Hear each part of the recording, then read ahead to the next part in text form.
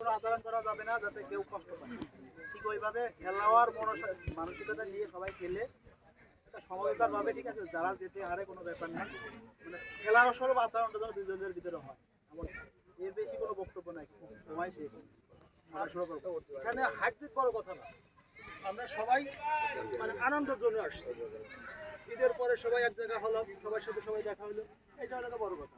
কে জিতবে কে হারবে এটা বড় কথা না, আমরা সুন্দর একটা খেলা উপহার দেবো, কোনো জ্ঞান জাপ দিতে হবে না। বিশেষ করে আমাদের এই যে যারা সিনিয়র আছে এদের কিন্তু যারা ভোট পাই আছে, কোনো মানে অবৈধভাবে কোনো আঘাত করে না, আর যতটুকু পারো তাদেরকে মানে একটু ছাড় দিও।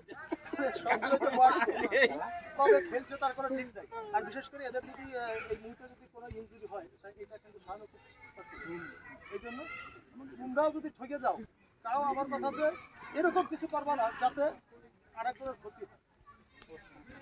এই জন্য এরাও করবে না, আমাদের যারা সিনিয়র আছে এদেরকেও নিষেধ করতেছি, আর তোমাদেরকেও নিষেধ। তোমাদের তো এখন গায়ে রক্ত গরম, অনেক সময় হয়তো গায়ের জোরে খেলতে যাওয়া, কিন্তু এই জিনিসটা করা ঠিক না।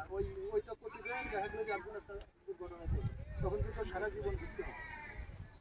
আর তোমাদেরও যদি একটা হয় তোমাদের কোনো সমস্যা থাকে। এই জন্য আমরা সবাই এটা খেলোয়াড় সুলভ মনোভাব নিয়ে খেলবো, কোনো অবৈধভাবে কেউ আঘাত করবো না এবং ওরকম কোনো চিন্তা ভাবনাও করবো না। হয়ে গেলে ফেলে যাবো, এখানে এরকম কিছু না যে হয়ে গেলে আমাদের অনেক বড় মানে হয়ে যাবে, ক্ষতি হয়ে যাবে।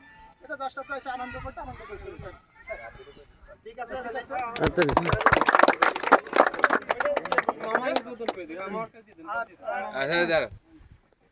আমরা এই মানবিক সোসাইটি সংগঠন থেকে সংগঠনের পক্ষ থেকে আমাদের এই নিশ্চিন্তপুর ফুটবল একাদশ তার যে কোনো নাম দেবা, ওই নামের উপরে আমরা একটা জার্সি ইনশাল্লাহ দেবো।